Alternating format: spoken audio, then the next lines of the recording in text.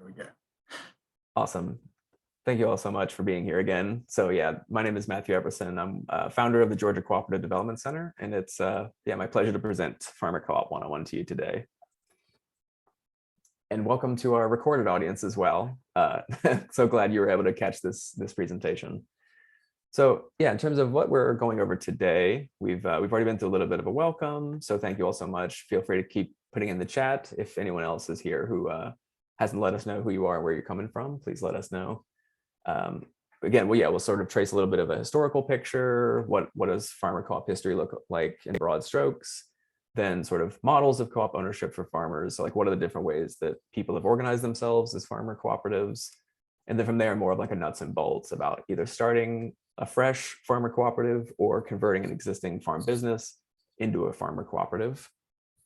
And then from there, right around 11, we've got some great guests for you who are actually going to do a live panel Q&A of actual folks who have experience really doing this, right? And we'll have a chance to ask them questions about it and find out kind of what their experience has been that way. So feel free, folks can drop your questions in the chat as you have them. Seth, who's with us from the Land Trust, will be keeping kind of stack on the questions in the chat box and helping us moderate that panel conversation. And there we go. All right. So who are we with Georgia Co-op Development Center? So we are really the only cooperative development focused nonprofit organization serving the state of Georgia. So we work with co-ops of all different stripes, shapes, and sizes. And we're really trying to facilitate sound business plans. That's really the technical assistance piece you kind of see here in the largest letters. Connecting dots, that's more like the networking. So getting co-ops talking to each other. Educational events such as this one, working with partners like the Athens Land Trust to try to get out the word about, what are co-ops? How do you start them? What do you need? How do you access the education and as well as the capital necessary to start co-ops? As well as sort of broadly amplifying the voice of the more than 300 co-ops that already exist in Georgia. And of course, over time, we're trying to increase the number of those co-ops too. To give you just a quick snapshots of who we are and some of what we get up to. So this is our board of directors. We've got a board of 7. That's them in the upper right-hand corner standing behind me. A great eclectic group of folks, each who have kind of a different subject matter expertise related to cooperative development, whether that's actual farming. So Eric Simpson, you can see in that photo, is a farmer with the West Georgia Farmers Co-op. We've got accounting assistants. That's Audrey Griffin, who's our board president, who's just to Eric's right, just behind me. Folks who are like Roland, who's immediately to my left, that he's our board attorney. So he's got a lot of the co-op legal chops. He actually wrote the textbook, The Law of Cooperatives for the American Bar Association. So very well versed in co-op law, as well as Abiodun Henderson, which you can see in the lower left corner of that picture, but she's also the one on the big screen on the left picture, which I wanted to share because this event just happened at Pittsburgh Yards in Atlanta. She's with a co-op called Gang Sister Growers, which is an Atlanta-based urban gardening program that specifically has a real racial equity focus on being anti-recidivistic. So in other words, preventing folks from returning to prison. For those who have been to prison, also those who are at-risk youth, are particularly the folks who are the worker owners of her urban farm cooperative, Gang Sister Growers, and they make a particular hot sauce, which actually I should have grabbed it as a prop, but Sweet Soul Hot Sauce is the worker co-op that they made as like a value-added product with their urban farm in Atlanta. They do that all as a worker cooperative, which we'll talk about what that means. And then in the lower right is a picture of a group of African-American fishermen that I've worked with called the Southeastern Tri-State Fisheries Cooperative. So they're working off the coast, Georgia, South Carolina, Florida, Atlantic coast, mostly shrimp fishery cooperative. So helping to get them started. At the moment, they're one of our active technical assistance projects to help them get successful and combine their catch into a cooperative. So that's a sense of a little bit who we are and what we do. Quick snapshot of and I apologize, this is a bit blurry, but it's in some ways indicative of the fact that this data is a little bit dated itself. So you can see at the bottom, this is actually 2009 data.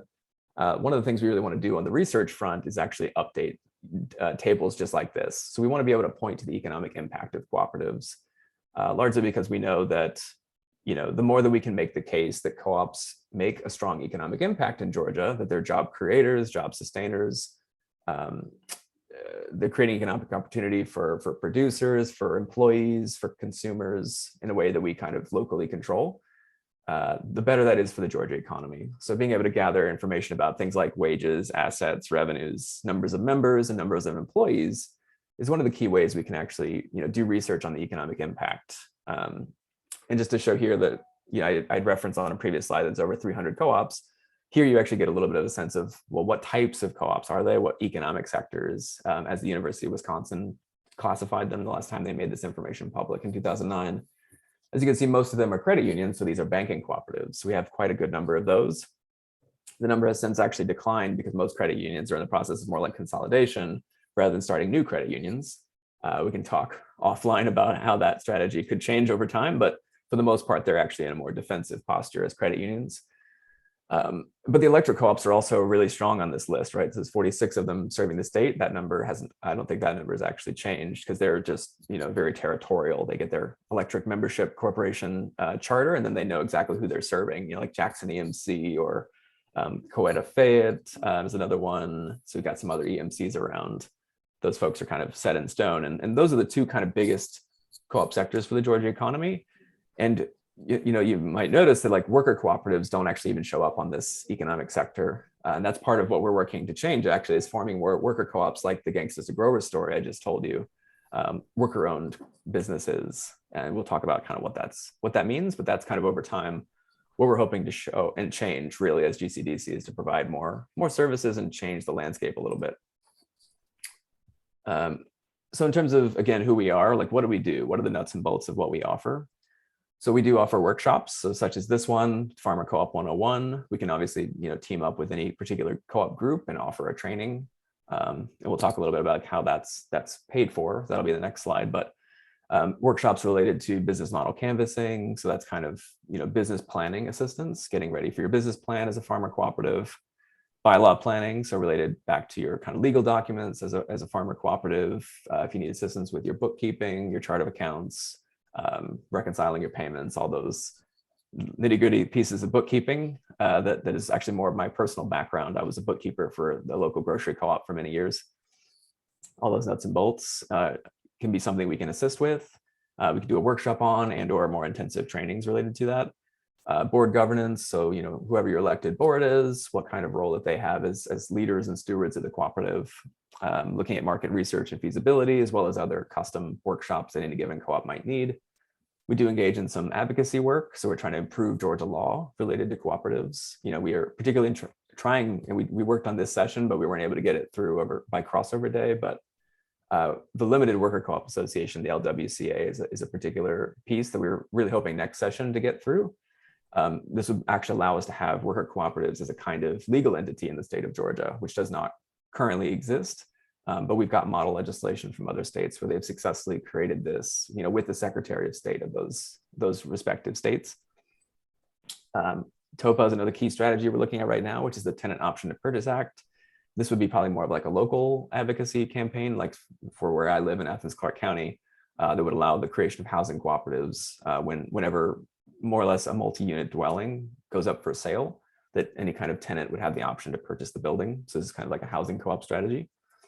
We're also engaging in networking, specifically through getting the larger co-ops like the electric cooperatives and the credit unions I was just talking about, getting those talking to the smaller or the startup co-ops. And if we can figure out ways that they can be economically interlinking with each other, providing business for one another in key areas. And when I say P6, we'll touch on what that means in a second, but P6 here refers to Principle 6, which is cooperation among cooperatives, so getting co-ops to work together. We also have a worker co-op leadership group that we host with the peer organization over in Texas, the University of Texas Rio Grande Rural Co-op Development Center.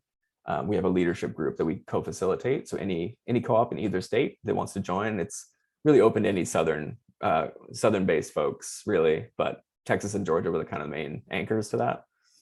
So we'd have like a once a month leadership meetup group. And then we've got the Co-op Academy, which is really like a key program for us. That's kind of the training program that we've built out with our partners with Regenerate Atlanta. So Regenerate Atlanta is the Cooperative Wealth Fund. So they're a provider of financial capital as well as technical assistance, similar to Georgia Co-op Development Center. So we've worked with them on creating this Cooperative Academy, it's a 12-week training program. It's got 4 modules in total. There are 3 lessons per module. So it's 12 modules in all. that covers a variety of different business planning topics related to forming a cooperative. Just real quick about that, applications will be opening soon. You can kind of see here about our pricing structure for what that might look like. We are working on applying for scholarships, so folks could have somewhat of a reduced rate if that's any kind of a challenge for paying for these modules. But the idea hopefully is that, folks will be able to access all 4 of them. And then once the 4 have been completed, then you've actually completed the Co-op Academy. And that is hopefully for folks, it's a significant step toward, either like a finalized or maybe even like an initial business plan for your cooperative, covering topics like ins and outs of your finances, what does your marketing plan look like, your people plan, so sort of like, who are your leaders, what sort of management structure, what sort of board structure, what kind of human resource structure you might need for the people aspect of your co-op, as well as really a product focus. So, depending on what type of co-op it is, if it's hot sauce or if it's, weatherization services, whatever goods or services you're creating, sort of like, how do you ensure product market fit is the way we think about it. So that's kind of what we're kind of refining for the product piece. In terms of like the actual payment for our services, so as long as you are a rural cooperative, as defined by the USDA's eligibility map, those services are typically free. That's for like direct one-on-one technical assistance services for any kind of rural co-ops, by virtue of this rural co-op development grant that we have with USDA. So if you are rurally based and you'd like to work with us, absolutely reach out, because we're interested in using those funds exactly as they're intended, right? We want to use that for developing rural co-ops in Georgia in particular. With more urban-based cooperatives, we typically are looking at some sort of a rate, so maybe $75 to $125 an hour, and kind of coming up with a scope of work related to what your needs might be if you're an urban cooperative. We just wanted to mention the kind of difference there. And it can be more like, in terms of what we craft with you, it could be more like ad hoc. In other words, like sort of to your needs. It could also be more like on retainer. So like if there's going to be questions coming up that you're not yet sure, like what are all the questions we're going to have, looking at more of a retainer relationship where we're with you for like more of a long haul kind of relationship. As also kind of the way we structure the way that we provide services. So that's that first piece. That was that first bullet about what is, so we did what is GCDC. Now we're moving it more broadly into what is a cooperative. So that's kind of the second piece of what we're talking about today. So the general definition, this comes from the International Cooperative Alliance, of what is a cooperative. It's an autonomous association of persons who are united voluntarily to meet their shared economic, cultural, and social needs and aspirations through a jointly owned and democratically controlled enterprise. And that's a lot of words to take in for a pretty big concept. One way to think about it is, every type of business has an ownership structure. And in a lot of cases, folks have more or less been given sort of a very limited number of options of like how you own a business. A lot of times they're like sole proprietorships or partnerships, or they're corporations, which kind of is one way that you can spread ownership of a business. Well, that's also true with co-ops. Co-ops are typically, at least to the IRS, they're considered cooperative corporations. And what that means is a group of people have somehow taken ownership of that business. And it bundles up then, like, what does it mean to own a business? Typically also means controlling that business and doing that in a way that is more flat, not necessarily without hierarchy. That's something I think people often assume about co-ops, is they're like, oh, there must never be any kind of hierarchy. That's actually not the case. There typically is some sort of hierarchy, particularly at the operational level, less so at the board level. And we can get into questions about that if folks are curious, but it's usually just like a more flat organization, not necessarily an entirely flat organization. Just wanted to mention that. And ultimately, we're talking about an enterprise, that last word here in the definition. So we're talking about businesses, right? So we're creating businesses that have this particular kind of ownership that is shared. That's one way to think about what is a co-op. Another way to think about them is through these co-op principles. So this is also from the International Cooperative Alliance, that they are sort of the stewards of one way of defining co-ops as businesses that recognize these 7 principles. So if you're a type of business that actively utilizes these and sort of puts them into practice, this is one way to sort of a test almost. It's not exactly it's not a numerical test, in the sense of, can't exactly give a checkbox necessarily, say like, oh, if you checked 5 out of 7, then you're a co-op. But, in a more loose sense, if you're thinking about these 7 principles as sort of guideposts for how you do business, then that's one way to think of yourself as a cooperative. So the first such principle is, that we have voluntary and open membership, so people have the right to join or leave as they choose. That we have democratic member control, so that just means typically on a one member, one vote basis, folks are able to make key decisions for their co-op, and they can do that together. There's economic participation, that's number 3, and that just means kind of like you see here with like the apple orchard. There's just this sense in which, between the operation of the business as well as to the co-op, there's a cycle of economic participation that we're running a business, and we're also reinvesting in the business over time, and we're also distributing back to the membership, particularly through this mechanism called patronage dividends, which is like this very particular cooperative concept that has a lot to it. We won't unpack much or any of that probably today, but that's another great workshop, is all about what is called patronage dividends, which is the way that co-ops redistribute their profits back to their members. The fourth principle is autonomy and independence. It's another way to say that outside entities don't make ultimately the decisions. It's kind of like a restatement of democratic member control, that we work with other entities like governments and banks and regulators, but ultimately at the end of the day, the decision-making stays with the co-op and its membership. The fifth principle is the education and training, so that co-ops are always educating themselves and each other about the benefits of cooperation and particularities of their respective industry.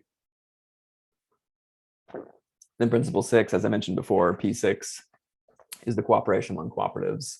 So like, as you can see here in this great illustration, the idea that smaller fish can join together and then they can achieve a different scale together by aggregating themselves in such a way that they can then deal with the larger fish, or a shark in this case, because they join together, right? That's the way that they're cooperating to achieve a scale that each smaller fish could not do by themselves, right? But together they can. And then finally, concern for community, this idea that beyond the bottom line, that we're inherently multi-bottom line businesses, right? Profit is still there. It's not that we're not generating profit. It's just we need to have more than that. There has to be some sense of the social and or environmental, which people and planet are also factoring into the sort of reason to exist as a co-op. That's kind of concern for community. And I know that probably all sounds really theoretical. So you might be asking like, well, who's actually doing that? What does that, what does that look like today? So I thought I'd throw out a few maybe familiar examples that you might not necessarily have realized were co-ops, because many household brands are co-ops, especially in the farmer-owned area, but don't necessarily always tell the story as well as they could. So farmer ownership, folks probably can recognize a lot of these brands, right? So Blue Diamond almonds, if you bought almonds anytime recently, it's probably likely Blue Diamond was some way involved. If you bought cranberries, Ocean Spray probably was involved. I'm sure most of us have had Welch's in one form or another, if it's the grape juice or my wife really loves the gummies, fruit snacks. She loves the fruit snacks from Welch's. And then also, yeah, Sun-Made Raisins, who hasn't had that? Florida's Natural Orange Juice, Organic Valley, lots of dairy cooperatives have made very prominent brands. So we've got Land O'Lakes, we've got Cabot, we've got Tillamook, we've got Organic Valley. That's not even all of them. There's other dairy cooperatives. And why is that, right? That's an interesting question. Why is it like dairy in particular? Well, I think part of the answer is necessity, that it's a very profit limited industry to be in dairy. I don't know if anyone here happens to have direct experience with dairy, but it's a low profit margin industry. It's a very challenging industry, and so they've had very practical reasons that they needed to cooperate in order to survive among dairy producers. I also wanted to throw in here, just as an example of the sort of variety of farmer-owned businesses out in the Midwest, this Cenex brand, which is part of this larger co-op conglomerate called CHS, which stands for Cenex Harvest States. It's the largest farmer co-op in the US. It's actually one of the largest in the world. They also are an oil importing cooperative. So they have these gas stations out. They're just in the Midwest, I believe. But yeah, you can go to a Cenex gas station, right? And that's a farmer-owned gas station right there. So it's just a huge variety of the experience and practice of being a farmer co-op of all different shapes and sizes. And this doesn't actually touch on any worker co-op farms, which we'll talk about too. And those are becoming more in vogue, we could say. And I realized that I'm already about 33 minutes in, so I'm probably going to move a little quickly in terms of the history portion. And again, so if folks are getting questions, just feel free to pop them in the chat, and Seth is Seth is aware of those, and we'll be getting into the Q&A around 11. So this is a photo from the Grange, which was founded in 1867. So going back quite a while in US history to 1867, which became the major thrust behind agricultural and rural cooperatives in America. In 1874, the Grange went to Europe and gathered information about co-ops. So it was sort of a study tour they did. They published a set of rules based on the co-op principles that we just looked at, which originally were kind of formulated, sort of late 19th century. And then they sold groceries and clothing, as well as general farm supplies. They sold hardware, agricultural implements, and Granges in the South in particular marketed cotton. That was one of their main staples. In Iowa, they were operating grain elevators. In Kentucky, they were sponsoring warehouses for receiving and marketing of wool. And coming out of the Depression in the 1870s, again, that's a different, not the Great Depression in the 1930s, but back in the 1870s, fewer Granges were organized and many cooperatives went out of business. But the impact of the Grange cooperative movement continues to survive. And it continues to flourish in the following 3 decades from 1890 to 1920. And as many as 14,000 farmer cooperatives were operating by the end of that period in 1920. This gentleman here is named Friedrich Wilhelm Raiffeisen, who's a German individual who actually is credited with founding one of the very first credit unions, which again are banking cooperatives. In 1846, he was motivated by his official duties and his Christian beliefs. So Mr. Raiffeisen founded a Society for Grain and Bread Supply, which involved building a communal cooperative bakery. And then he also sought to understand the credit needs of farmers and craftsmen once he moved to a town called Flammersfeld in 1848. And with the support of the wealthy class, he created a new association that helped small farmers acquire cattle so they wouldn't have to mortgage their assets and go into debt. And I just wanted to mention that connection because really, even though we're talking about the history of farmer cooperatives, it's really tied up with many other types of co-ops too, right? So banking cooperatives are tied up with the credit needs of farmers, right? A lot of the original credit unions existed specifically to meet the credit needs of farmers. And a lot of that can come back to folks like Raiffeisen in Germany, who created the Raiffeisen Bank, which then later became the modern credit union as well. This blurry photo comes to us from the history of the National Farmers Union, which was founded in 1902 and originally was called the Farmers Educational Cooperative Union of America. And this is in a place called Point, Texas. They advocated for increasing cooperative rights, fair market access for farmers, as well as a direct election of senators and voting rights for women. So for their time, very much sort of ahead of their time, actually. They led to the enactment of the Federal Farm Loan Act, which established 12 federal land banks. It also worked to protect and enhance the economic well-being and quality of life for family farmers, fisheries, ranchers, and rural communities through the advocacy of policy positions developed by grassroots members, as well as official policy at the National Convention of the National Farmers Union. So I had mentioned previously about that gas station, Cenex. Well, in 1931, the National Farmers Union established the Farmers Union Central Exchange, which would later become Cenex, that conglomerate that has the gas stations out in the Midwest. They've also been a part of things that might be surprising to realize. So they campaigned to make school lunches permanent in 1940. They were part of that. With the recovery following World War II, they were founding members of the Cooperative for American Remittances to Europe, which is the CARE Act. So if you ever heard of a CARE package originally was part of European relief following World War II, and actually was largely part of the co-op that they helped form. They've also done incredible things like they were actually part of the original production practices of what it meant to be USDA organic. They helped define what that meant. And then many other, progressive policy positions for farmers have come out of the National Farmers Union, which again has a very strong cooperative history.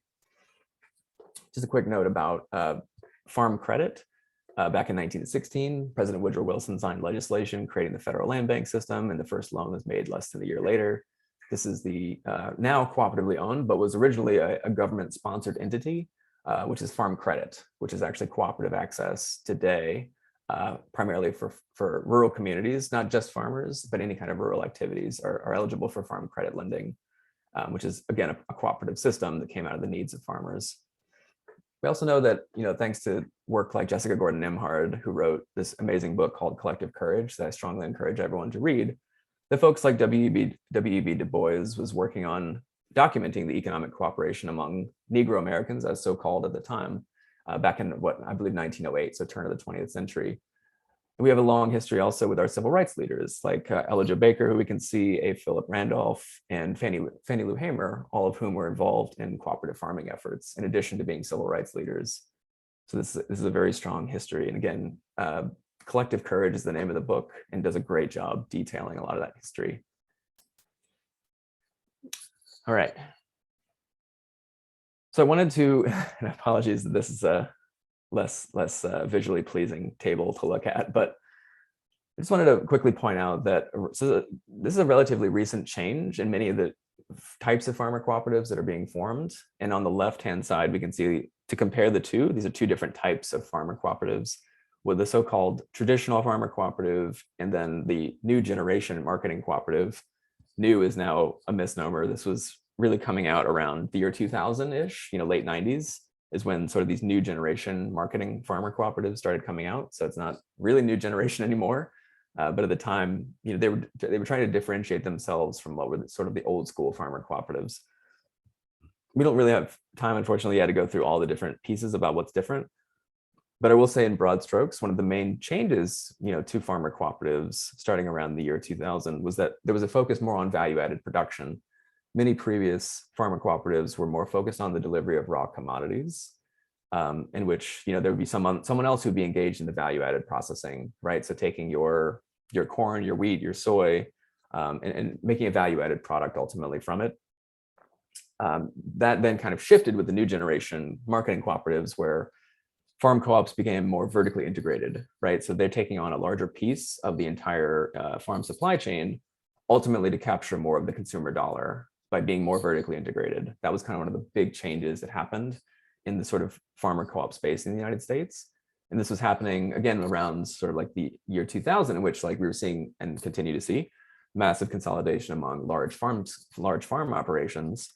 This is part of the way that they also unlocked greater amounts of capital from their members, particularly because they started to tie together the right to sell to your co-op with how much investment equity you had placed in to buy delivery rights. And so a delivery right is just like, how much can I sell to my co-op if I'm a producer?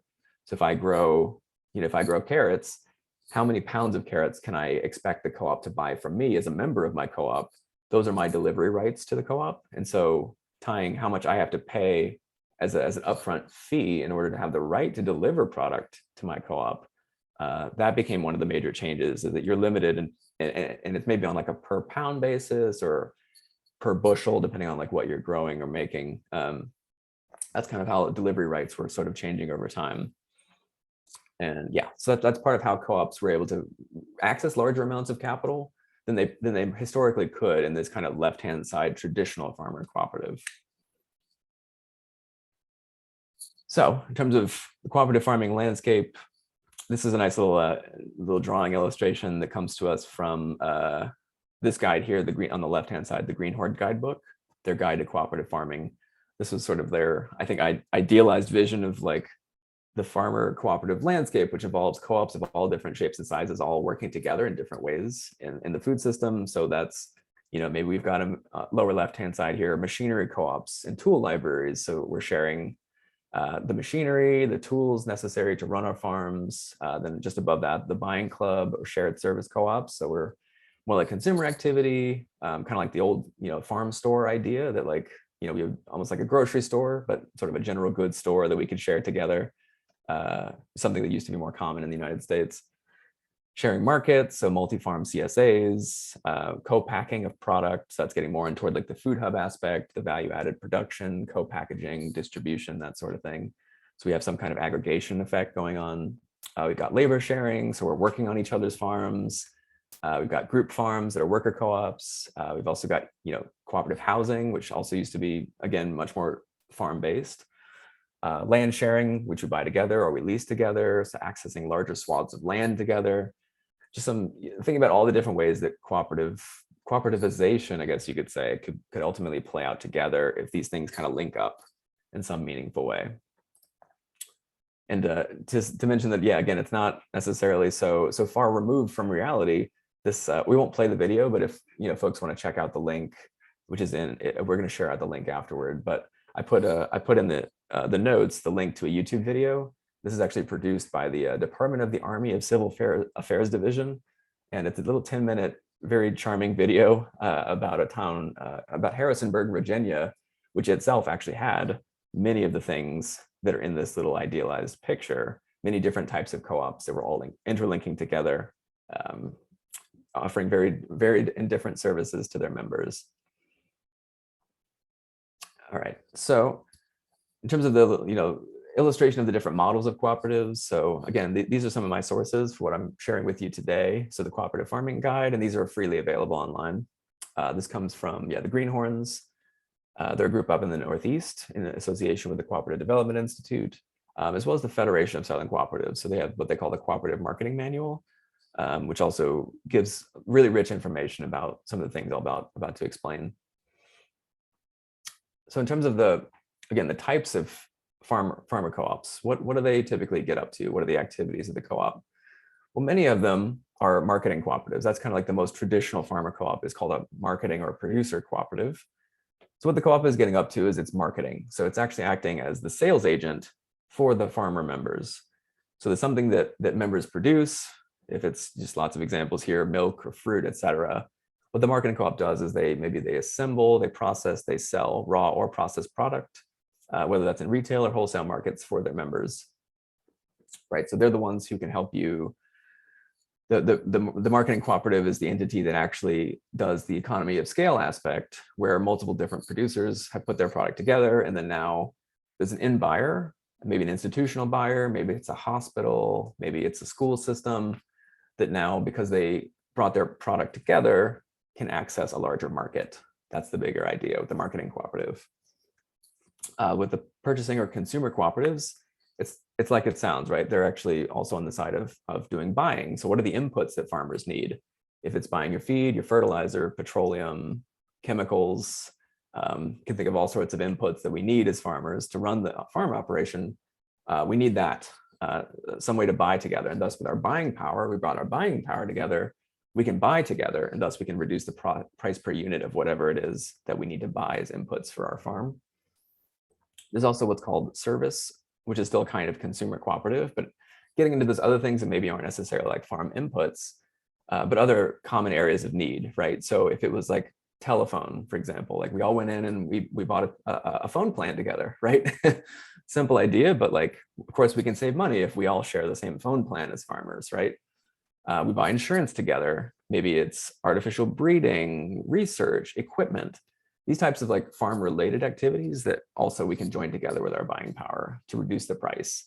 Or if it's a credit union, much of the history of these, smaller rural based credit unions was just like we talked about in our history. It was farmers joining together to do together what they couldn't do separately, to have access to the capital and really the economic means to provide consumer finance to themselves that they're otherwise unable to do without their credit union.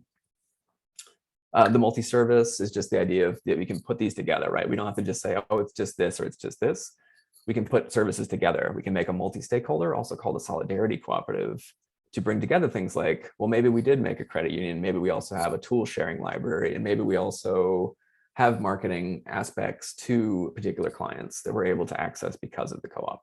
So that can all be brought together. The worker co-op is a way that, in particular, those who would otherwise be employees of the cooperative are themselves the particular worker owners. So they have some kind of shared ownership, usually of like a single farm operation that, like I said, otherwise would have what would be called employees. Those employees are the ones who are actually taking ownership of a particular farm operation. And maybe, at farm A, the employees become worker owners because they've converted their business into a cooperative. Maybe at farm B, they decided not to do that. And then together they can also form a marketing cooperative together that still is there to do those things I was just talking about, the aggregation activity. So that's one way to think about the ways that these can like lock into each other, is that multiple different types of co-ops can fit at different levels of what it means to have sort of a farmer co-op network. There's also just a quick mention here that there's such a thing as a union worker cooperative. That's just the idea that, a worker co-op farm that also has union membership. It's been practiced for quite a long time in the Basque region of Spain. There's also a partnership in Cincinnati called the Union Worker Co-op effort.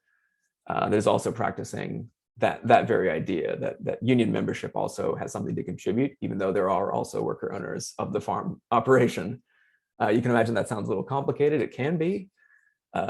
Typically happens on a larger scale, right? So we've got a probably much more of like a larger, more multi-operation kind of situation. And also there's such a thing as platform co-ops. So I won't go too much into what that really is coming from, where that is, but if folks are curious, I can definitely say more. But the idea that some kind of app-based, some kind of online focus, like an online farmers market, that sort of thing, where there's still some kind of practicing of ownership sharing through some kind of an app. And last but not least, I didn't want to forget that really there is such a rich tradition of what you might call informal cooperatives. So these are, groups of farmers who, maybe they're doing like a barn raising together. They didn't necessarily form any kind of a legal entity, but they're still acting cooperatively with each other, right? They're performing labor on each other's farms. They've got particular projects, just helping each other with weeding, for example, right? There are so many different ways that farmers are cooperating, but that doesn't always have to mean like there's some kind of a legal entity that holds that activity, but is also definitely a legitimate form of cooperation. And so to kind of think about, again, this is moving into the nuts and bolts piece about like, what do we do if we want to start a co-op? Well, there's lots of different guides that give you a different number of steps. Part of the reason for that is there's no one way to start a co-op.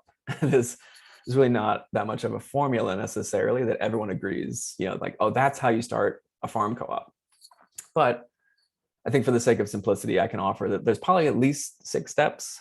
There's going to be lots of in between, and it may not be like 1 to 2 to 3. It might be like 1 to 2 to 1 to 3 to 1, like moving back and forth, not necessarily linear. But you're probably going to do at least 6 things, right? So you're almost certainly going to have an idea, and that means exploring an idea. You think that there's going to be a farm co-op that markets our carrots, because I'm going with that example, markets our carrots into local institutions like cafeterias, school systems, medical hospitals, that sort of thing. Well, you've got an idea for what that could be. We got to explore that, right? So in order to explore that idea, we're probably going to need a steering committee. A steering committee is a small group of committed individuals who are willing to take on the tasks of what is otherwise called a board of directors, but yet the thing doesn't exist yet. So it's not quite a board of directors. It's really like an initial leadership team. That's what a steering committee is. That they're going to really take that idea and they're going to build upon it, right? They're going to make the bones and then put the meat on the bones, right? They're going to do things like feasibility analysis, which is really a way of saying, like, does this make economic sense? We have to figure that piece out. So usually there's some kind of like a feasibility study aspect to that. We have to study, does this business idea actually make sense on paper before it exists in reality? Well, in order to really move forward with that, we probably need to incorporate something. So usually we're moving toward the formation of legal documents. We're forming something with the Secretary of State. The co-op takes on sort of a legal life of its own. And there also needs to start to be some capital. So now we've opened a bank account, we've got an EIN number. We need to start to get some money in, because that money is going to be the fuel or the food, so to speak, right? The food source for the co-op that needs the capital to keep growing. And really to keep that process going further, we're going to need a business plan. So that's usually where we lay out lots more of the nitty-gritty logistics of this is what this co-op is going to do. This is how it's going to do it. We've laid out revenues, we've laid out expenses, we've laid out, a people plan, which involves who's going to sit on the board, who's going to do the management, who's going to do the work day to day. What kind of marketing agreements have we made with our membership that says this is how we understand what our responsibility is as the co-op, this is what the responsibility is of our membership. And also that, some portion of our capital, hopefully as large as possible, is actually coming from the members themselves. So there's this sort of self-financing element to many co-ops, that the more that the members can source themselves to make the farmer co-op, the more of a sort of predictor of success, that we can do for ourselves. These are so-called self-help institutions as cooperatives. So how much can we finance ourselves in the process of creating this? Which I'll put an asterisk on, because I'm also very aware of the fact that like there's a racial politics to this, right? That like we know that there are folks who have been systematically excluded. So the very bootstrap idea itself, and in my opinion, in my view, can be quite racist actually, because it then assumes like who has the access and the capital from their uncle and their grandfather and access to the capital necessary to start their business. In those cases, we need other ways. We need folks who are willing to step in with capital that maybe has been historically denied. And that's one of the ways that, we at GCDC think systematically about what it means to be cooperative developers, is that we want to jump in to help fill those gaps where historically there's been a denial of access to capital, and provide it on very favorable, patient-friendly terms. And that's kind of what is usually meant by this term, non-extractive capital, that we take a systemic analysis of who's had access, who hasn't, and thus how do we jump into that gap. And then there's all that piece coming together for number 6, that like now we've got capital together, now we're actually starting a business, right? We're actually getting into opening putting doors on stores, or whatever the opening operations of the business are. We actually need to start doing the thing. And in reality, the co-op is operating, and then it's at its ability to sustain itself over time. This one right here. So this is a little quick explanation just to show you that this is all about conversion of cooperatives. It's actually involves many of the same steps. So if we were an existing farm business, but we want to become a cooperative, the biggest difference there is just that we've already got an operating business. It just doesn't have a cooperative particular style of ownership or necessarily of operations either in the way that the business operates. So how do we change that? How do we convert an existing business into a farmer cooperative? Well, we have to follow similar ideas, right? We want to explore that idea. We're going to assess that idea. So, we bring in some kind of like evaluation to get a value for that business. That's part of the key piece of like, what is this business worth? That it could be bought by someone like the employees of the business, right? They need to know what is the value of the business that they're buying.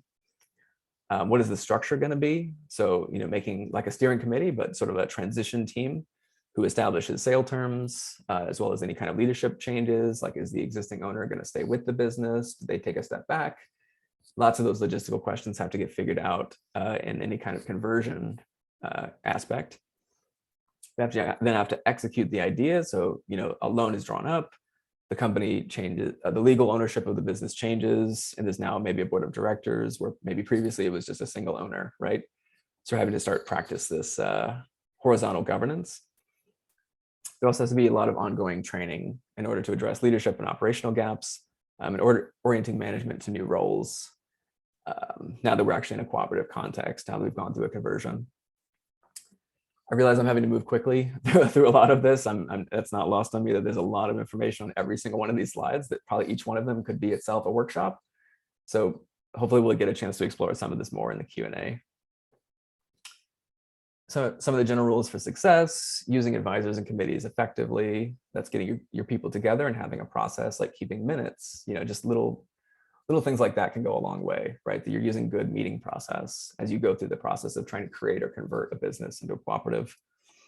Maintaining good board and manager relationships. So between those who are maybe elected to be on that board of directors, who's managing the day-to-day affairs of the co-op, what kind of relationship do those folks have to each other? And hopefully it's not confrontational, and it's not rubber stamping, it's challenging, but it's fruitful, it's healthy, that relationship between board and management. Conducting business-like meetings, so focusing on, what does the co-op need to achieve? What are those sort of OKRs, so to speak? What are your objectives? What are your key results? And focusing on those with your meetings. And forging links with other cooperatives and cooperative associations. So reaching out to your support network, including existing co-ops, co-op development organizations like GCDC, or National Farmers Union, who we've already touched on. And I'll also have a resource link here as well at the end. I wanted to put this in as a little plug for my friends over at TESA, the Toolbox for Education and Social Action, but they make a great board game if you're into that sort of thing. The board game Coopoly can be a chance to actually play as a co-op together as a way to like have some fun, but also like start to get your head in that space of like, what would it be if this business was a co-op? Whether you're trying to create it from scratch or if you're trying to change the existing business into a co-op. This is one of the tools you can use to kind of play that out before you actually do the thing. And some potential pitfalls to be aware of too, right? So what are some of the things that potentially go wrong in this process? Well, if we're ever lacking a clearly identified mission, if we didn't do the planning necessary, if we went forward and just totally DIY'd it and didn't maybe talk to anyone, didn't talk to any advisors, Seems obvious, I guess, but yeah, it's important to talk to our peers, talk to advisors. If there's a lack of member leadership, so in other words, if the members themselves aren't the ones who are really guiding the process, if it's, who knows, we could say that like, oh, a banker gets involved and is going to be potentially lending to the co-op, and yet maybe somehow the banker in their process of lending to the co-op decides that like, oh, they need to be in all the meetings, and then they start making the agenda, right? That could be easily a situation where member leadership is kind of taking a back seat. We don't want to see that happen. Or members really aren't committed. So in other words, they're not stepping up necessarily, and they're not necessarily committing themselves to a level of economic participation in the co-op, a level of loyalty to the co-op, because that's really what the co-op, that's sort of the lifeblood of the co-op, is the commitment, the economic participation. But if we're not committing, and if we're not using the co-op, then that'll be, could potentially spell disaster.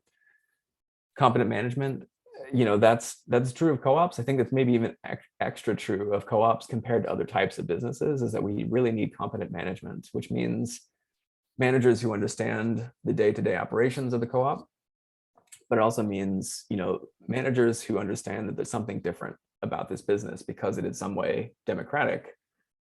So managers have to understand that it's not business as usual if they're used to another context in which maybe it's all top down, or there really isn't so much of a consultative process of like talking to your members, talking to your farmers before the manager makes a decision. That's what needs to be different in the co-op context. If we're not identifying or minimizing our risks, so we're just operating more willy-nilly, without thinking about what are the different risks related to insurance, related to crop failure, to disease, to fluctuating prices. I know our farmers here could probably speak much more to that than I can about even just like fuel prices right now, right? They're escalating quite a bit. That's a risk. Every farmer had to have a sense of what is the risk of fuel prices change, and thus the price of inputs are changing. Everything's becoming more expensive. What can we do? How do we minimize risk? What is the way that we're using our co-op model, in fact, to reduce risk? Are we checking our assumptions about risk and other things? Do we have adequate financing, and how's our communication network? All of those really factor into whether or not we're really thinking about all of this wisely. So really, and asking a really crucial question, and this is kind of a bigger existential question, is co-op right for us? If we're a group of farmers, do we want to direct and share in the control of the business? What degree of control do we want to share? How much control? What do you want to direct and control? The wages of employees of the cooperative, what it is you're producing or selling, what is the quality that we'll expect from members? So quality control can obviously be such a crucial issue. What does it mean to have a quality crop? And what will we do if members aren't delivering quality? Do we expect members, because they've made a commitment to us, now we're expecting our members potentially to go to their neighbor's farm, who maybe also is growing the same thing, and they're trying to buy from their neighbor because otherwise they don't have enough, that they can't meet their obligations. Well, what do we expect members to do if they can't meet their obligations to the co-op? That's one of the things we'll have to think about, when we're making these kinds of obligations between members and their co-op, right? Who do you want to share with? So, we just talked about multiple different types of ownership. Are you most comfortable sharing ownership with other farm operations? What about with your employees? What about potentially with your customers?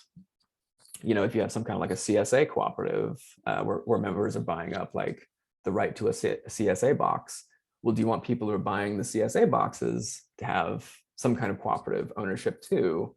That they get to vote in something, they get a board of, a seat on the board of directors, something like that. So these are different key stakeholders, right? And we have to ask, who do we want to share with? And is there really enough interest? Do we do the due diligence to make sure that members are going to keep driving this idea forward, right? They're going to have commitment, they're going to use the co-op, and it's going to keep growing. Is there enough interest among members for that loyalty to make sense? Lots of features to what feasibility means and what goes into a feasibility study. But again, it's just the due diligence. Do we have sufficient evidence to convince us and other like lenders or potential other members who haven't joined the co-op yet? How do we convince external audiences that we've done our homework, right? And the feasibility study is one of the key ways you can do that, so that we have a sense of what is the demand for the thing we're offering. And going back to the idea that, these are self-help organizations. So what percentage of the capital that we need can members come up with from their friend and family network? And then how much are we going to be looking externally toward, things like grants or crowdfunding or philanthropy or debt, other ways that we can get finance for the farm business? But what percentage can, come from our members? And yes, the more the merrier, the more that we can be self-help, great. But again, we just need to be really thoughtful about how we apply a sort of bootstrap narrative to self-financing as a cooperative. And again, yeah, folks will have access to these slides so that you'll have the ability to see like who all I kind of listed here as like sources of these types of finance for co-ops. And there are others. This is not meant to be exhaustive, but have a conversation with us if you're thinking about like who all could potentially provide like that patient debt that we might need. We could definitely talk about that. And then, yeah, already touching on this, but yeah, the legal structure actually is really important, and is one of the ways that we really write down the relationship that the co-op has to its members is through things like a marketing agreement.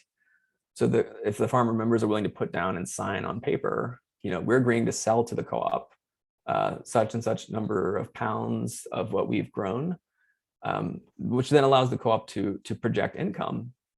But what does that entail, right? What are we really committing to?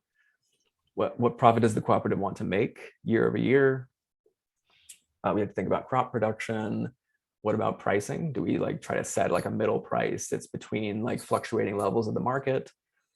What kind of promotional activities can members expect that the co-op will do on their behalf? And how do producers get paid? Do they get paid up front? Does it get paid maybe a little bit up front and a little bit after the co-op can actually sell their product? Those are kind of key questions. There are different legal options also for like what type of legal entity you can choose in Georgia. I hinted before that we are a little bit limited, but that's actually a little bit less so than other types of co-ops when it comes to agriculture, because we do have an agricultural cooperative corporation statute here in Georgia. So you do have the ability to form that in Georgia. Still others, like when they're getting started, they might find that an LLC is advantageous for them simply because it's less paperwork, it's less expensive also. And you can convert from an LLC into a cooperative corporation later on. It's much more difficult to go the other direction. So you wouldn't want to necessarily become a co-op corporation and then later think, oh, we really should have been an LLC. We can get into that if folks have questions. Lots of resources here between different universities. Of course, here locally, we've got UGA, we have Co-op Extension. UGA has a Center for Agribusiness. We also have a state co-op council, the Georgia Cooperative Council, which has many farm members associated with it. We have Farm Credit. If you're looking for more like the DIY kind of resources, the USDA actually has a cooperative magazine. They don't make it anymore, unfortunately, but you can at least find the archives. So it's lots of really interesting articles that USDA has actually put into their co-op magazine. We have the Federation of Southern Cooperatives. We also have Georgia Organics, and goes without saying, it's right there, but the Athens Land Trust is another incredible resource. And I'm 1 minute past, but we did it. I appreciate everybody's attention so far. How are we looking, Seth? Good. Yeah. Cool. So maybe what I'll do, I can stop my sharing if that maybe makes more sense. I think that'll allow us to kind of like be more face to face.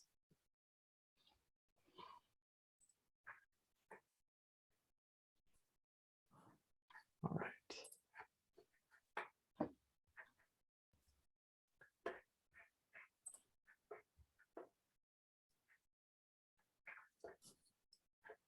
All right, so we've got 3 folks we've got lined up for you for a little Q&A. So we've got Julia Asherman and Shanae. Are you here with us?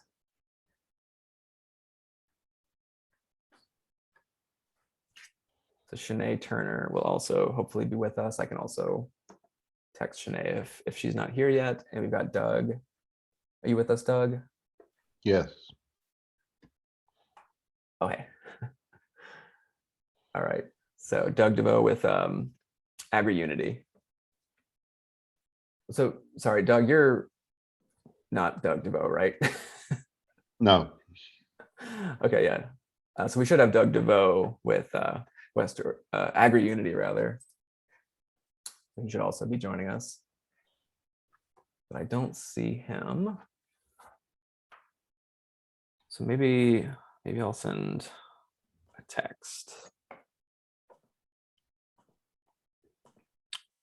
Yeah, maybe before we kick off the Q&A, just because I mentioned a lot in that presentation. Oh, I see Doug told me his Zoom link isn't working.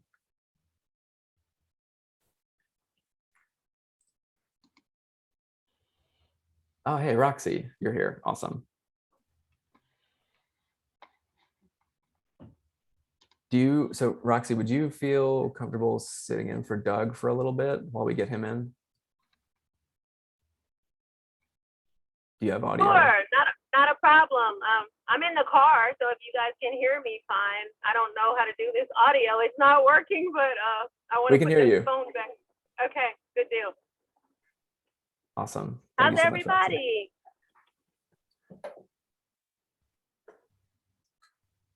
Doing good. Yeah, Tamika gave us a thumbs up. Anybody else? Yep. So yeah, we've also got Julia. So, well, okay. So maybe, Seth, what do you think? Does it make sense? I'll take a few questions maybe, and then we'll move into more of the Q&A with the panel. Okay, sounds good. Cool. So yeah, I just ran through a lot of things. So I appreciate folks bearing with me. What do you have any questions for me?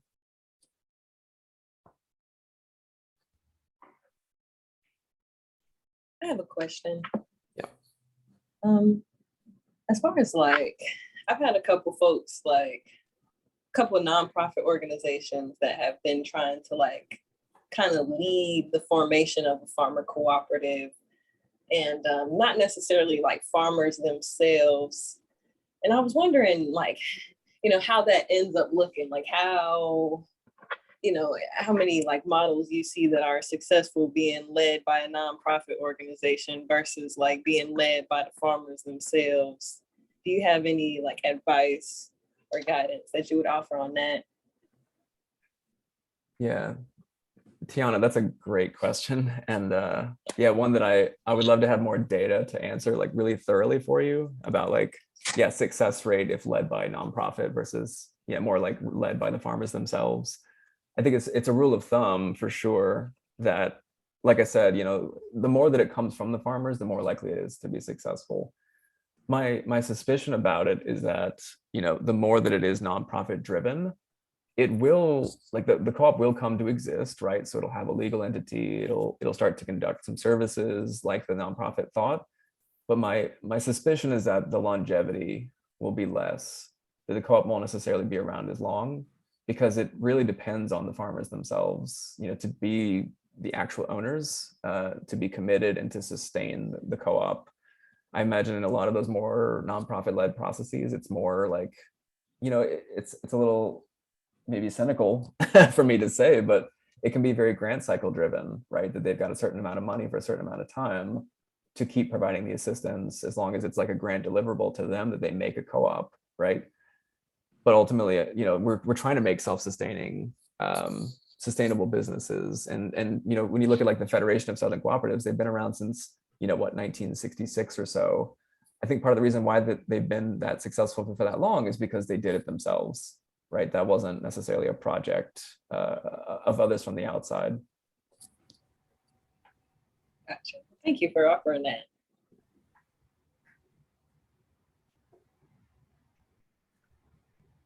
Any other questions before we move into the panel? Is there any advantage of type B corporation versus a co-op? You said, Doug, the type B, is that what you said? Yeah. Do you mean a benefit corporation? Yes. I think, yeah, I mean, a lot of times they do overlap with each other, actually. So many B corporations are also cooperative corporations. I think the advantage to maybe going that route is that you have sort of like an established process related to what it means to be a B corporation. which also has a lot of those metrics to it, related to, things like your environmental footprint, as well as your social practices, like how you treat your workers, how you treat your employees or who may be otherwise workers. A lot of that's already built into a B Corp. And so, a lot of times they really go hand in hand. Actually, you get a lot of points on the B Corp certification for being a cooperative. So those two really do work well together. Was that your question, Doug? Yes. Okay.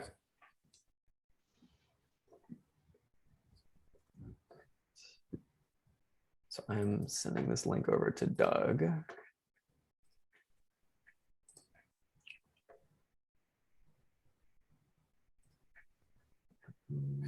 Any other questions? Matthew, what would you say would be if say I have a farm-based business now that I'm running as a sole proprietorship, what would you see as the biggest advantage for me? Maybe switching over to a cooperative model, and maybe an advantage to staying a sole proprietorship. Yeah, great question, Seth. So I think, so with this more sole proprietor farm business, what I think will make the most sense, or be the most advantageous probably, is forming some kind of like a marketing cooperative with your fellow, maybe other sole proprietor farms, because then once you join together with the others, hopefully you can start to access, customers you wouldn't otherwise have access to more reliably and for larger returns, and really that's also, so if you go the marketing route, then it's like, okay, what kind of customers can I now access because I'm a co-op? And hopefully those are much larger customers who can, for larger amounts and for more consistency also, you can start to unlock larger customers because you're now in a marketing cooperative with other sole proprietor farms. So, like the little fishes coming together to make kind of like a big fish. So if you think about every one of those little fish as like a single, solopreneur farm business, that's the big, like the aggregation effect is really huge there. I think the other piece potentially is if you're looking at some kind of like a value added production, just literally talking about like what's available from our government, like USDA's value added producer grant, you actually get points applying for the value added producer grant because you form a cooperative, right? Because they know that, you're more likely to be able to really engage in value added production because you made a co-op and you're pooling your resources together to make whatever that value added thing is. They mostly talked about like wine production, like jams and jellies, and just whatever it is that y'all are doing together, you can access more value added production because you're a co-op. Oh, and sorry, the second part of your question, why would you not do it? So that's the trickier question, Seth. But yeah, I think, back to that slide I had about kind of like, is co-op for us? I think people choose not to do it if they end up believing that it's not for them for some reason, right? That they don't want to engage with any kind of shared responsibility or shared benefit for that matter. If they're like, I just want to, get the benefit from my farm and not in any way have to share that with others. Potentially get more of the pie for your particular farm operation, I think would be probably one of the main reasons. Or just if it just seems too complicated or if it's too time consuming, that's probably why a lot of people are like, not so sure. Or more likely is probably like, oh, that sounds great, I'll get there eventually. But maybe not today, right? So I think that's probably a lot of why folks are taking time to make their farm co-ops. Welcome, Doug. Matt, can you hear me? Yes, we can hear you. Yeah, thank you, and I apologize, but for some reason I couldn't get in. No worries. Yeah, we're glad you're here. So yeah, we've also got Julia Asherman with Middle Georgia Growers Co-op. And we also, Shanae Turner, I don't think has showed up yet. So I'm going to try to see if we can get her in as well. But at least we've got two folks for the panel. So maybe what we could start with is, Julia and Doug, each of you could speak a little bit about your co-ops to kind of give us an introduction. Julia, would you like to go first? Sure. Thank you, Matthew and Doug and everyone for hosting this. My name is Julia Asherman. I am an organic vegetable farmer, and I'm also a founding member and treasurer of the Middle Georgia Growers Cooperative, which is a co-op that's came into existence in 2016. And essentially we've turned into an aggregation and marketing cooperative. All of the members are their own farm businesses. So whether that's a sole proprietor, an LLC, or maybe an S Corp. And then the Middle Georgia Growers is its own LLC, because at the time that we started, we just didn't have the skills or capacity to navigate other more complex forms of incorporation.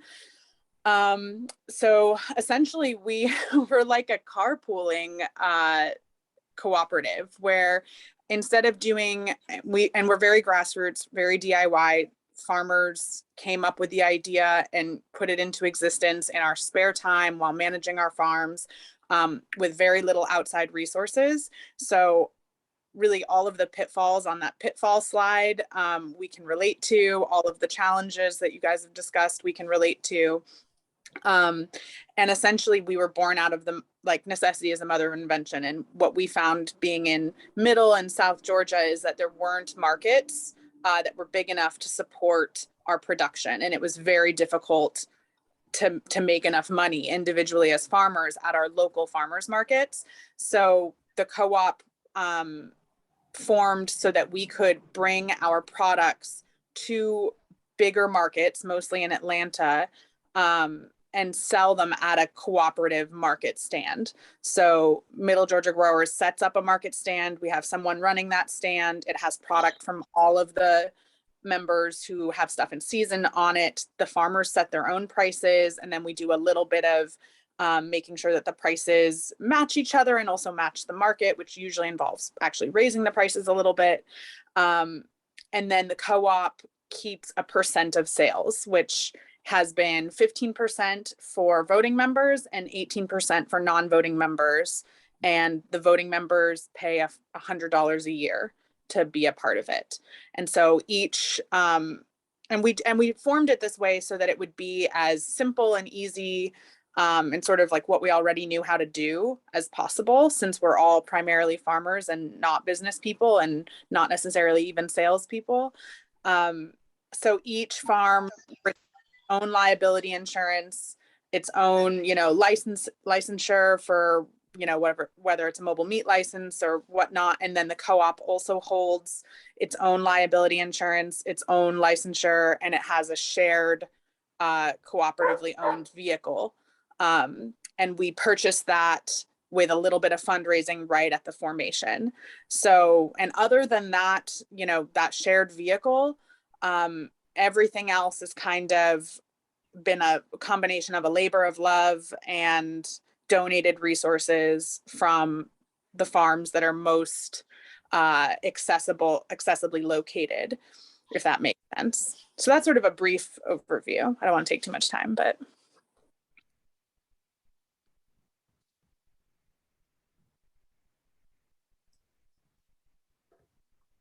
Okay, I'll jump in. Good morning, everybody. My name is Doug DeVoe, and I am with AgriUnity. AgriUnity was formed about 4 years ago. We've been very active for the last 3 years. And it was founded by Handy Kennedy, who's a fifth-generation farmer. And the reason we founded AgriUnity is so that we could help farmers be involved in the entire supply chain. One of the challenges that most farmers face is they don't have a market to sell their product to. They don't have a reasonable market. Most of our farmers, for example, our livestock farmers, sell their animals to a stockyard after they've gotten them up to finishing weight. And what that means is they get a fraction of what those animals are actually worth. The processor, they make significantly more money than the farmer does, and the farmer does all the work. So our mission is to be involved in the entire supply chain from seed to sale. So what we've been doing is actively engage with some of our land-grant universities, Fort Valley in particular. We've been involved with UGA. They've helped us with some programs to help our farmers produce a better product. So those programs are like foraging programs, animal health. Recently, we had a Fort Valley conference where we talked about calving, for example, to help farmers manage their herd a little bit better. And Fort Valley has been a pivotal partner in our mission, because they've actually given us some slots in their slaughterhouses so we could have animals processed, and we sell those cuts to individuals. So instead of a farmer, getting $1 a pound or $1.20 a pound, they're selling the entire animal. And other than the proceeds associated with the processing fee from Fort Valley, the rest of that money goes into their account. And we've expanded in the last 2 years to include hemp. Since Georgia legalized hemp, we've actually been growing together with a bunch of local hemp farmers in the state of Georgia. And last year, for example, we achieved a huge milestone. We purchased our clones together. We supported each other in planting and cultivating those crops. We harvested together. We rented a dryer. We purchased a bucking machine and a trimmer. And we went through the entire process together with our farmers. And it's very beneficial when you do it that way. We even processed our biomass together. So if you're a small farmer and you're only farming on an acre, you're only going to pay for that 1 acre. So it makes it a whole lot easier for our farmers to work through the process. And we're really just getting started with this. So we are growing again this year in 2022. We've recently had some meetings with the farmers that are active. That group of farmers are actually growing because the word's getting out. Ditto for beef. So we're working on a slaughterhouse solution. As most of you know, that's one of the challenges that a lot of livestock farmers face. They can't get a slot in the slaughterhouses because the big producers, they consume those slots. And if you're only slaughtering 3 or 4 animals, it's a challenge to find a slot in the slaughterhouse. So what we'd like to do is to work on trying to find a solution so that we can help the smaller farmers who are trying to, develop a farm and to keep this farm active in their family, give them an option. Right now, they don't have a lot of options. The slaughterhouse for a lot of farmers is the only option on the beef side.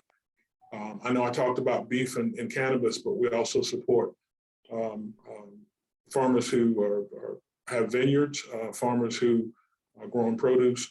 And our mission is to just be involved in the entire supply chain and find a market where they can actually take their products to and realize a little bit more profit. Most of our farmers work a full-time job to support their farms.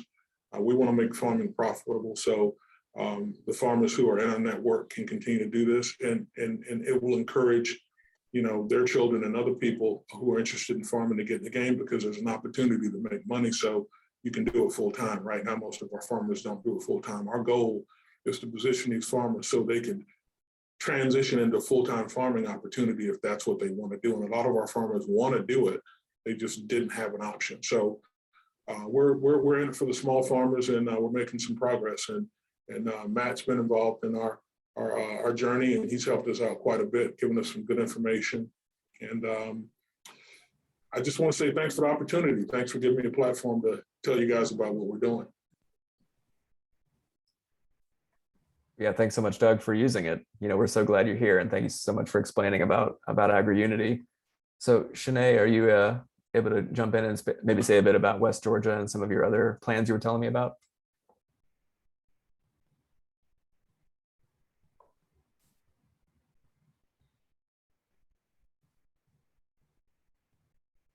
So, You're on mute. Oh, you're off. Yeah, you're good. You want me to speak about West Georgia? Yeah, I mean, your journey, however you want to frame it. During COVID, my husband was laid off for work, and both of us was laid off for work, and that's how we started farming. He brought a pink slip home. We sat down next to each other and decided we couldn't do that anymore. So we bought the first land that was available, which was out in Greensboro. It was 10 acres of raw land, and we cleared so far about 4 acres. Don't know anything about farming, didn't know anything about farming. So we had to find resources fast, find other farmers to help us. And what we end up doing was finding West Georgia through a call. And so found West Georgia through a call and was able to join the co-op, found other farmers who want to help us learn the process of farming, how to, the last speaker just said, how to be in the supply chain, how to access farming resources so that we are able Yes. to, what am I trying to say? I'm sorry. Okay. So that we are able to farm successfully, because it's hard Yes. getting into farming, especially out here in Greensboro. This is a farming county. This is an agricultural county. So most people have been in farming for generations, and they don't necessarily They were there Tuesday. want to take your hands and help. So West Georgia agreed to help us find all the resources for farming and help us find the supply chain, help us find the market, help us find just things we wouldn't have thought of. And it's a co-op. It's a co-op of farmers. Some of them are generational farmers. And their whole purpose is to come together to share some of the hardships of farming, and to make it so that new farmers or even generational farmers don't have the problems that my family discovered when we were getting into farming. And so that's how I got involved in that co-op. It is a co-op of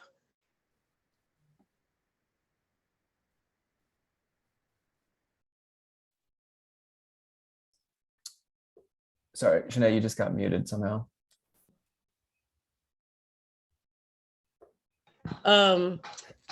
When I got muted, but it's I don't know where I was, but West Georgia helps with farmers. It's not even new farmers. Some of them are already generational farmers, and they help farmers access the supply chain, the market, share resources.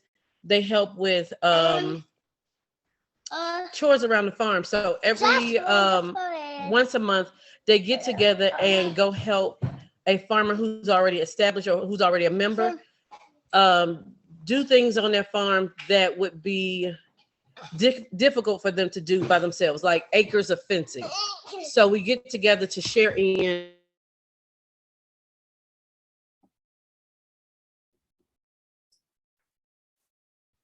Sorry, we just lost your audio, Shanae. You were talking about fencing.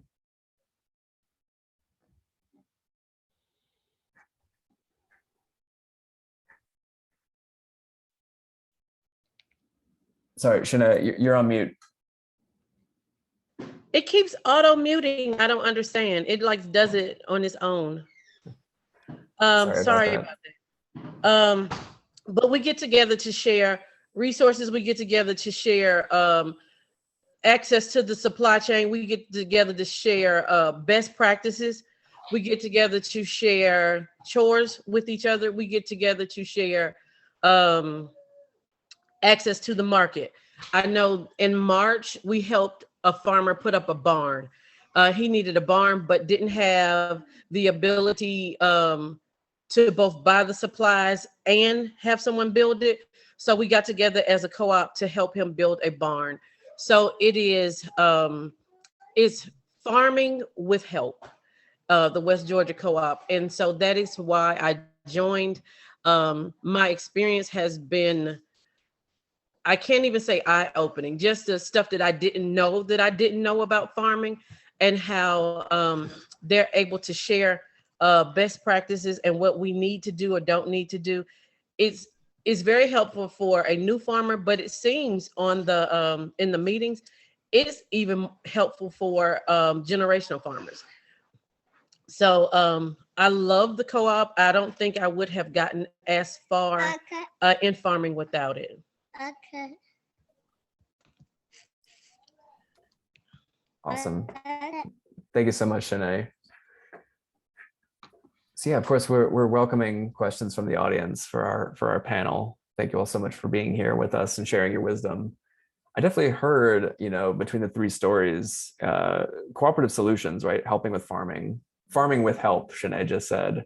I think in all the cases, whether it's like, access to markets, like farmers markets in Atlanta that Middle Georgia didn't have, access to stalls that AgriUnity didn't have, access to putting up things like barns with the West Georgia Farmers Co-op, that the co-op really unlocked something you couldn't do by yourselves. I'm curious about, in terms of all the things you've figured out that have been most helpful for your farmer members, like, has that changed over time? Like maybe like when you were kind of starting the co-op, well, I guess with West Georgia, it's been around forever. So y'all weren't probably around when it was starting, but like how have you seen like what the farmer co-op does changing over time? And is it different than maybe what you thought initially? I know for West Georgia, they're now going into implementation of other tools that the farmers need, like starting a credit union and starting a community space where farmers have access to things like baking and processing. So it's where farmers who do want to produce value-added goods have a commercial space where they can do that, so that it's not so expensive for them to do value-added good. A space where they can get loans without having to jump through all of the hoops that you would to try to get a conventional loan. So I know West Georgia is moving to the market end of co-op, not only just helping people on the farm level, but helping you get your value-added products to the market, helping you get commercial loans for your farm, and finding animals, finding seeds. Last month, we bought a whole bunch of aronia berries so that the people who bought the berries can go under a contract. So it's going past just the initial stages of farming to the things that you need after you've produced either animals or produce or fruit. So it's that after part of farming that we're going into now. Similarly to that, the Middle Georgia Growers Co-op really has always had this attitude of whatever the farmers collectively need is what the co-op is going to do. And initially, that need was very clearly access to the market, which I think is maybe just one of the low-hanging fruits for farmers, is just being able to sell your product. And now that we feel that we've got that system, the logistics of that worked out, and we're comfortably operating successfully with that, I think the future is going to be cooperative buying of tools, so that farmers don't all have to buy the same tool.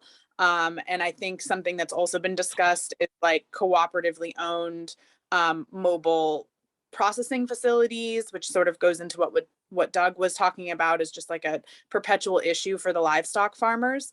So that shared infrastructure and tools, I think, is our next step. And that could also include a commercial kitchen or something for value added.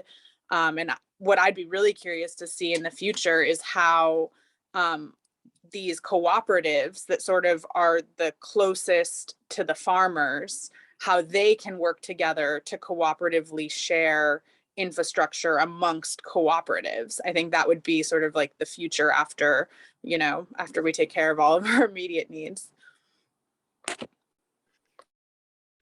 The thing that I like to suggest, and I don't know how we do this, but we need to try to find a way to collaborate collectively, because, after listening to the two ladies speak, as a matter of fact, AgriUnity has been connected with West Georgia Co-op for quite some time. And we've collaborated on a few projects and been invited on some calls and vice versa. And we're aware of some of the things that they're trying to do to help farmers. There's some programs that we've had the opportunity to be involved with that's directly connected with our 2 land-grant universities.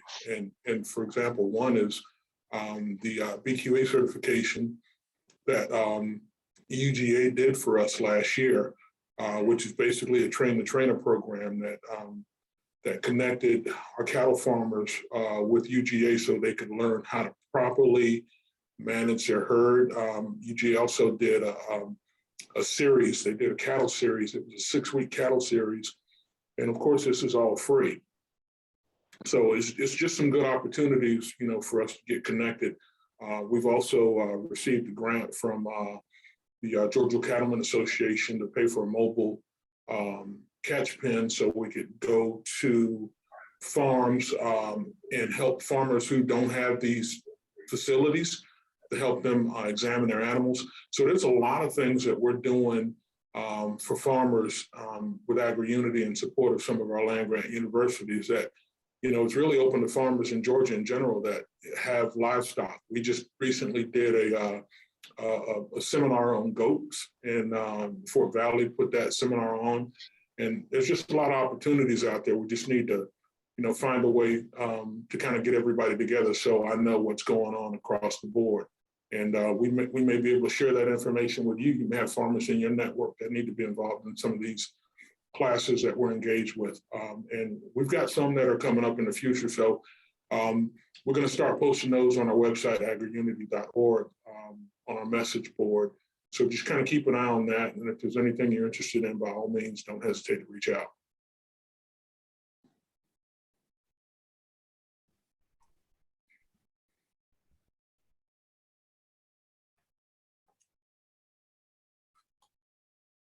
Well, I don't know about everyone else, but I'm excited. I want to jump into that opportunity myself, even though I don't have my own farm co-op. But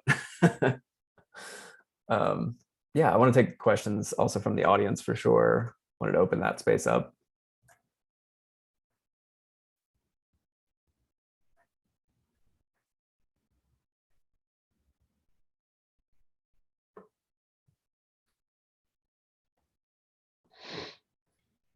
I'm curious what y'all have seen to be the biggest challenge in forming a co-op and bringing these farmers together to act cooperatively. Is that what's been hard about that? Yeah, you're bringing farmers together has always been an issue because they're typically pretty independent and they're not accustomed to working in groups. But what we found is, when they're aware of the benefits associated with being a part of a collective, they typically take advantage of it. So we're kind of seeing a bit of a resurgence. We see a lot of new farmers that are not farmers at all, that are interested in getting into farming because we have these support systems in place to help them navigate through that startup process, if you will. So, when farmers approach us, new farmers, for example, and they're interested in farming, we try to encourage them to create a business plan. Farm is a business, and you need to have that roadmap to help you navigate the nuances of starting a business, in particular a farm, because you buy 10 acres, for example, that's a significant amount of money. It's probably $80,000 or more, depending on where you buy that land. And the investment associated with clearing land and starting a farm can be significant. And we try to encourage them to make sure they have a market that they want to sell their produce or their products to before they make this huge investment. So I think it's an opportunity for us to help more farmers and people who aren't farmers that are considering farming, whether it's fruit trees or produce or even some small animals, goats, chickens. Even if you want to do it just for your own personal, just to supply food and value to your own family, personal family, it's a great opportunity to do it.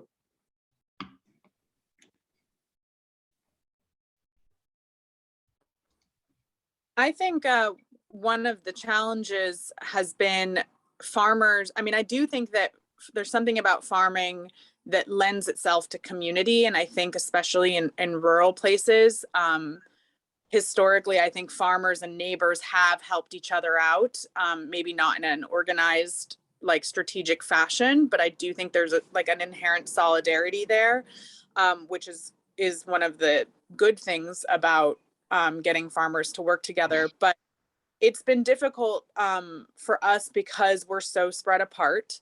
So, you know, Middle Georgia and South Georgia are huge regions. And I'm assuming West Georgia also is a pretty big amount of space that the members encompass. So it can be difficult to get together and to get resources that are just miles and miles and miles apart. Sometimes 1 to 2 hours away from each other is how far our members are spread. And then I also think farmers are so busy. Most of the members of our co-op are full-time farmers. So it just seems like it's very difficult for farmers to make time for the necessary steps of essentially running or co-managing a second business. And so inevitably that means that the workload isn't always spread evenly. And in our cooperative, we just don't have the capacity financially to pay one person a full-time wage or salary to do all of the logistics. So it falls onto the shoulders of certain members more than others. And that has always been a challenge. And then of course, like we have farmers of many different ages in our cooperative. So I'm one of the younger farmers. We have people who are much older, and everyone has a different comfortability with things like online sales and online forms and keeping books in QuickBooks and things like that. There's just a different set of skills. And like even navigating PayPal is difficult for some of our members compared to others. So there's some, I mean, we're basically bringing people who have really different skill sets and who are in really different locations together. And that just has some inherent logistical challenges too. But I do think that there is this sense of it's so difficult to farm for a living, and there's so few people still doing that that can relate to each other, that the people who are have a real sense of solidarity and wanting to share and being willing to share details and hardships and strategies with each other, which I think is good.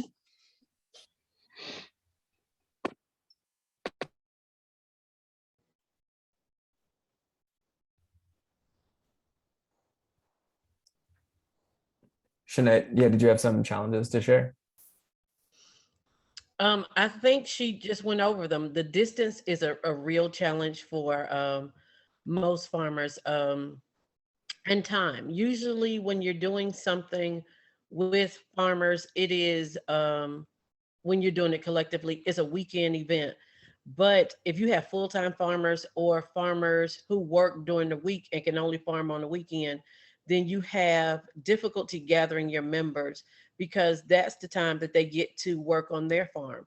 So you're trying to do something collectively for the benefit of farmers or for the benefit of the co-op, and you can't get any participation because that's when people get to work on their farm. Distance, income. So either you work a first job and farm secondary, or you're putting all your money into a farm because that's what you're doing primarily.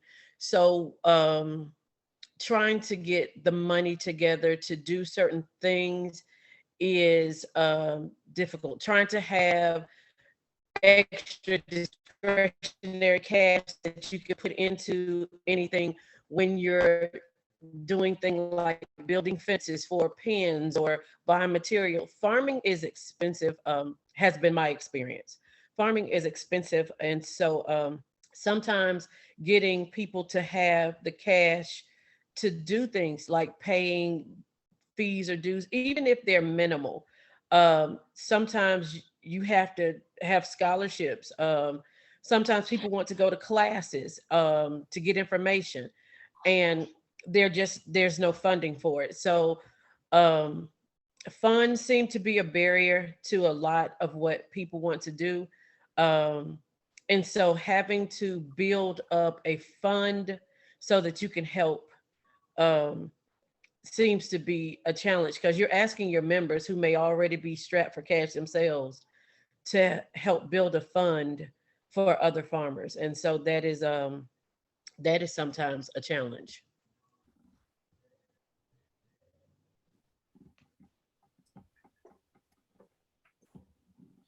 Thank you so much. Yeah, Shanae, Julia, Doug.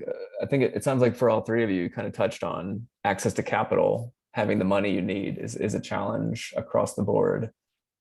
It's absolutely true. Yeah, I can speak to all co-op sectors that access to capital is just such a, it's a perennial challenge. And, I would be really curious if you all have thoughts to share about, maybe some of your experience in trying to access capital. I know with, folks like West Georgia, I've worked a little bit with y'all on like some of the grant programs that exist out there with USDA, but yeah, are you looking at other places? And I suppose the bigger question is about like, what types of capital you all see as like low hanging fruit, or are you like, oh, we think we could access that to then hire that full-time person, or to then, have the trainings that the members need, or to have the extra vehicles to take things to a farmer's market, right? Whatever you want capital for. Do you have sort of a thought initially about like, what is the low hanging fruit when it comes to accessing the money you need as a co-op? Or is that something you want to, talk more about, I guess? Well, because I am a woman, I'm a Black woman farmer, I get the minority grants. Most of them are for women in farming. So that narrows the pool of people that I'm competing with tremendously. So that to me is easy, because like I say, I am a woman farming. And so when you get grants for either new farmers, that's another one that I think is relatively easy for me, because most people that I speak to have been generational farmers. Their dads and grandfathers have been farming. So I'm able to access more readily farm grants for women and farm grants for new farmers. And so those are some of the funds that I try to access, because even though the USDA funds are advertised as easily accessible, that's not the case with myself and some of the other farmers that I've spoken with. They seem like they're there and easy to get. When you go to apply for them, there are more stipulations than, like, I won't be general, I'll be very specific. When I applied for my USDA grant, my credit score was a 702, but I had a school loan that they forgot to stick in with the rest of my school loan. So it showed as default, and they denied my loan because it was $1,000 that was not included in the rest of my school loans as a group. And I didn't even know it was on there. And so they kept saying, you have something on your credit. And I was like, no, I don't. And so I was saying, if that's only one thing, then you're telling me I have to have perfect credit. She was like, no, you don't, but you have to get this off. And I was like, if I get the only thing on there off, then I'll have perfect credit. She said, no, you don't have to have perfect credit, but you have to get this one thing off. And we went round and round until I was just frustrated and didn't even want the loan anymore.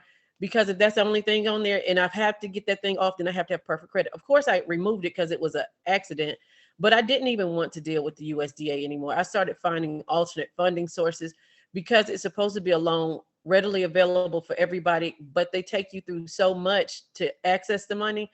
I just started trying to find other sources.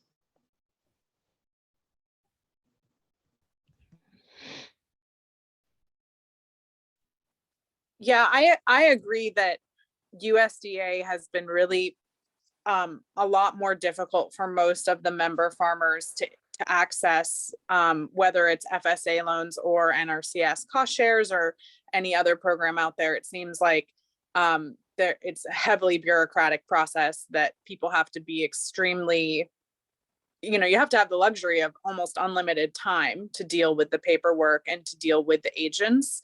especially if you're doing anything unconventional, like being a small farmer, diversified farmer, organic farmer, cooperative farmer, anything that's not really by the book is harder for them to wrap their head around. So our co-op has not, other than our first initial fundraising where we crowdsourced $10,000 so that we could buy a delivery van. Other than that initial fundraising effort that was, in 2016, we haven't tried to access any grants or funds. We've been trying to keep our numbers, we're far from profitable, but I would say in the black enough that we can continue to operate just by our fee structure, which is strategically just enough to cover our cost of operation with some donated time from members, and not so much that we're squeezing the farmer members who really need to get as, who have small margins and need to get as much of that money as possible. So we've been trying to find that balance, but I think also because we're an LLC, it makes accessing certain grants that are for nonprofits really totally not accessible to us.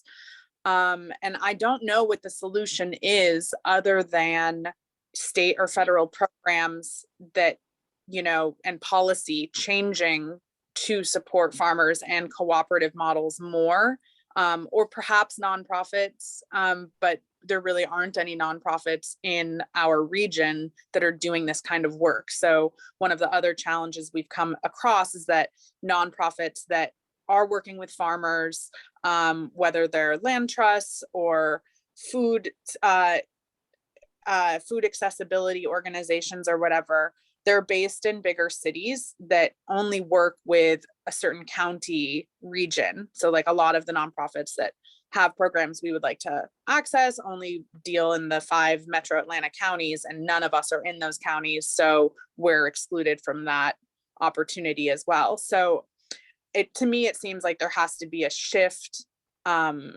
in policy and a shift in thinking within nonprofits as well, to make sure that those of us who are doing these things farther away or having these other challenges have access. And I don't know how to make that happen, but I definitely see that as one of the solutions in the future.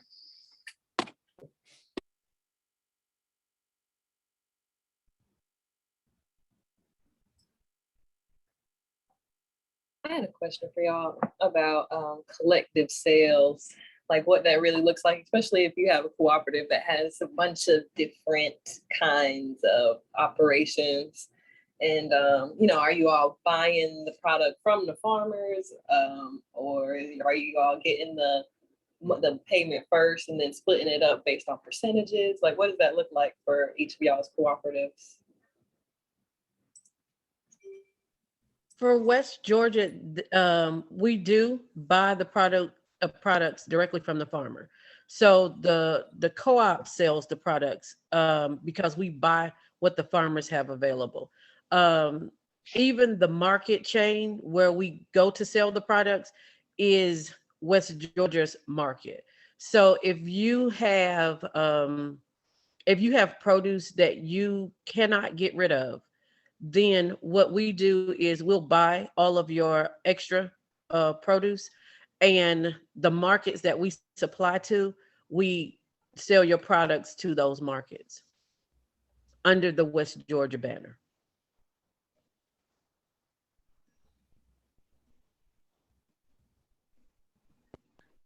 The Middle Georgia Growers Co-op does it a little differently. The co-op doesn't buy anything from the farmers. Essentially, the co-op just sells on behalf of those farmers and takes that 15% of sales and covers the cost of the selling.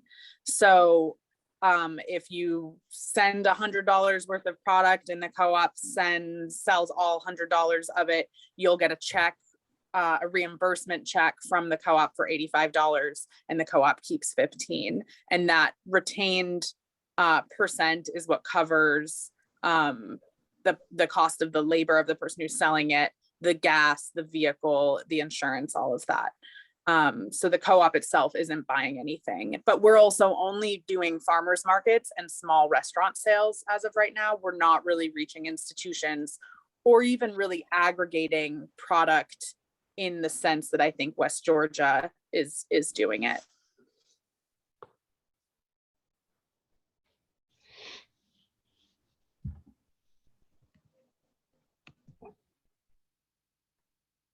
So Julia, is middle Georgia selling?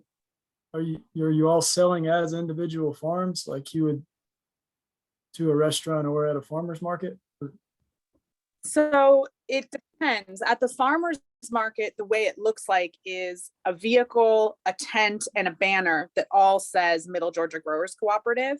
And then the labels that have the pricing at the market has the individual farmers' names. And then for the meat, we have several meat livestock farmers in the co-op. We list all of the different proteins and all of the different cuts on essentially a meat board with the prices, and then all of the individual packaging says which farm, and then the person who is selling at that market stand has the part of their job is to know which things come from which farm and to be able to talk about each individual farm so that they're keeping some brand identity of each farmer, though it's all at one stand. So it's almost like if you can imagine a grocery store model, but at a farmer's market where you can see like salad mix from this farm and you can see salad mix from this farm, and you can see lamb chops from this farm and ground lamb from this other farm.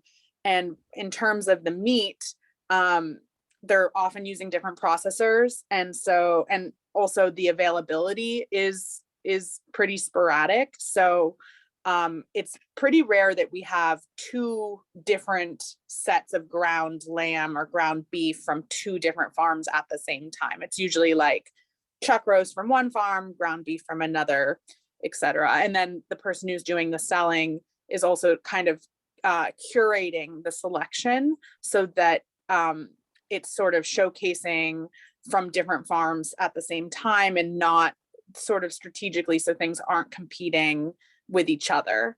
They're lifting each other up essentially.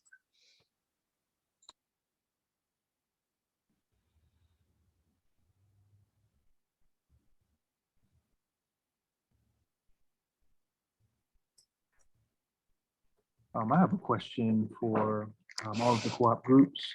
We are in Metro Atlanta dealing with urban ag producers, and was wondering if you all offer consultation services for prospective co-op groups or smaller co-op groups.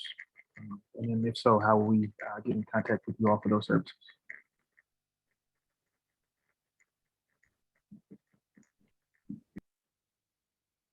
Yeah, thank you so much for being here. I just threw my my email in the chat, but I certainly would be happy as Georgia Co-op Development Center to jump in to help with that question. Because yeah, that's definitely what we do, and we're working with many groups like Gang Sister Growers, for example, who are doing more urban farm in Metro Atlanta. So yeah, I'd be happy to follow up. But feel free also. I don't know if I put it. I can make sure that when I share out these slides that they've got the email addresses, as long as the panel is okay with me sharing out your email address. Yeah, that's fine. Yeah, you can pretty share sure. mine too, Matt. I'm sure that the people in leadership of West Georgia Farmers Co-op have no problem consulting with anyone. It's really about food security and solidarity amongst those who are finding themselves farming at this time. Not even farmers. Let me take that back. Anybody who's on any part of the farming spectrum. That's also people who are producing things that are produced by the farmers. So yes, consulting or having these conversations is definitely part of the objective.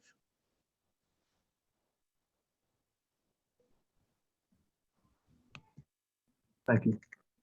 Yeah, and I would say that I think it would be really cool to come away from this with the contact of these other cooperatives and see if there's ways that our cooperatives can work cooperatively even if it's just staying in communication, I think that could produce some really good results for all of us individually and as cooperatives.